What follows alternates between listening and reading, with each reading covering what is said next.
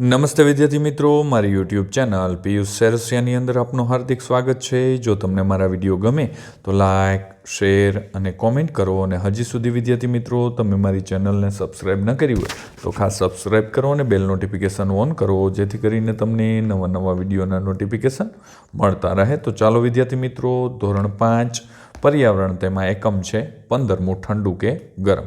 વિદ્યાર્થી મિત્રો, બીજી માહિતી આપી દઉં, આ માત્ર તમારી સમજ માટે છે, નહીં કે ઉતારો કરવા કે કોપી કરવા। જ્યાં તમને મુશ્કેલી પડે ત્યાં જ તમારે મારા વિડીયોનો ઉપયોગ કરવાનો છે, અથવા તમે લખેલું હોય તે તપાસવા માટે મારા વિડીયોનો ઉપયોગ કરજો। તો ચાલો જોઈએ પ્રશ્ન પહેલો। આપેલા વાજિંત્રો વિશે 2 વાક્યો લખવાના છે। તો વિદ્યાર્થી મિત્રો, અહીંયા પહેલું જે વાજિંત્ર છે તો તે છે વાંસળીનું ચિત્ર છે। વાંસળીમાં ફૂંક મારવાથી તે વાગે છે, તેના પર 5 કે 7 કાણા હોય છે। ત્યારબાદ આવે છે બીજો નંબરે ઢોલક છે। ઢોલકનું ચિત્ર છે, તેમાં બંને ભાગ પર ચામડું લગાડવામાં આવેલું હોય છે, ચામડાથી ધ્રુજારીથી તે વાગે છે। ત્યારબાદ આ છે પાવાનું ચિત્ર, તેને બીન પણ કહેવામાં આવે છે, તેમાં ફૂંક મારવાથી વાગે છે। ત્યારબાદ ચોથા નંબરે છે આ મૃદંગનું ચિત્ર છે, જે બંને બાજુ પર ચામડું લગાડેલું હોય છે, એક વાદ્ય છે તરીકે છે, તેનો સારો ઉપયોગ થાય છે। ત્યારબાદ 5 નંબરે આ ચિત્ર ગિટારનું છે, તેના ખેંચીને તાર બાંધેલા હોય છે, તાર ધ્રુજવાથી તેમાંથી અવાજ ઉત્પન્ન થાય છે।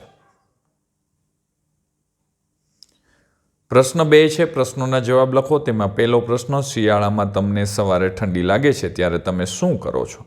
તો જવાબ છે શિયાળામાં સવારે ઠંડી લાગે ત્યારે અમે તાપણું કરીને તાપીએ છીએ।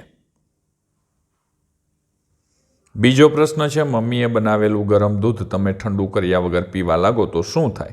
તો મમ્મીએ બનાવેલું ગરમ દૂધ ઠંડુ કર્યા વગર પીવા લાગીએ તો જીભ દાઝી જાય છે। વિદ્યાર્થી મિત્રો, ખાસ ધ્યાન આપજો। પ્રશ્ન ત્રીજો, શિયાળામાં તમે ચશ્મા પર ફૂંક મારો તો શું જોવા મળે છે? શિયાળામાં ચશ્મા પર ફૂંક મારવામાં આવે તો ચશ્મા પર ભેજ જોવા મળે છે। 4 નંબરનો પ્રશ્ન છે, તમારા હાથને છાતીના ડાબા ભાગ પર મૂકતા શું અનુભવ થાય છે? તો હાથને છાતીના ડાબા ભાગ પર મૂકતા હૃદયના ધબકારાનો અનુભવ થાય છે। અને 5 નંબરનો પ્રશ્ન, ગરમ ગરમ ભજીયું મોંમાં નાખી દઈએ તો શું થાય? તો ગરમ ગરમ ભજીયું મોંમાં નાખી દઈએ તો જીભ બળી જાય છે। ત્યારબાદ પ્રશ્ન નંબર 3 છે, વિધાનો ખરા છે કે ખોટા? તેમાં પહેલું ખરું, બીજું ખરું, ત્રીજું ખરું, ચોથું ખોટું, પાંચમું ખરું અને છઠ્ઠું ખોટું આવશે। વિદ્યાર્થી મિત્રો, ખાસ બીજી માહિતી આપી દો, ધોરણ 5ના દરેક વિષયના દરેક એકમના વિડીયો મેળવવા માટે નીચે ડિસ્ક્રિપ્શનની અંદર પ્લેલિસ્ટ લિંકો આપેલી છે, તેના ઉપરથી તમે દરેક વિષયના દરેક એકમના વિડીયો મેળવી શકશો। ત્યારબાદ પ્રશ્ન નંબર 4 આવે છે, તમે કયા કયા કામ કરવા માટે ફૂંકનો ઉપયોગ કરો છો તેની યાદી બનાવવાની છે। હું ગરમ દૂધને કે ચાને ઠંડી કરવા, ચશ્મા કાચને સાફ કરવા, ગરમ રોટલીને ઠંડી કરવા, ફુગ્ગામાં હવા ભરવા, આવા બધા કામો માટે હું ફૂંકનો ઉપયોગ કરું છું। તો વિદ્યાર્થી મિત્રો, આ નમૂનારૂપ હોય છે, એટલે તમને આનાથી વિશેષ પણ હોય તો જો સિંગના ફોતરા ઉડાડવા અને કામોમાં ફૂંકનો ઉપયોગ થાય છે।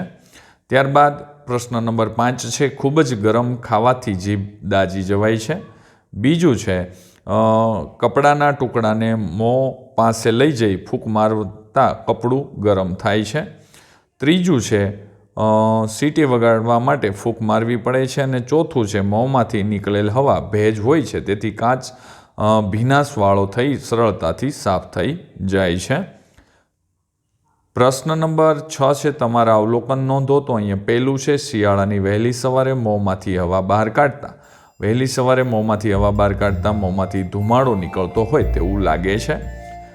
ત્યારબાદનો પ્રશ્ન છે, બરફને ખુલ્લો મૂકતા તે ધીમે ધીમે કરતા તે પાણી બની જાય છે, એટલે કે ઓગળી જાય છે।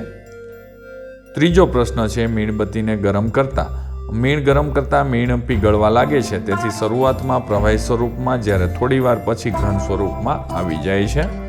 ચોથો પ્રશ્ન છે, ફ્રીજમાં મૂકેલી ચોકલેટને ફ્રીજમાંથી બહાર કાઢતા, તો ચોકલેટને બહાર કાઢતા થોડા સમય બાદ તે ઓગળવા લાગે છે।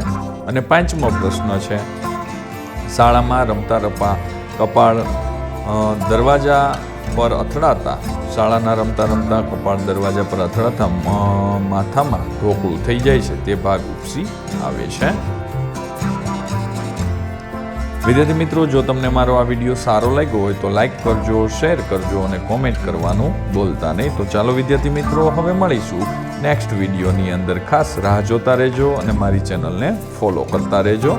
આવજો.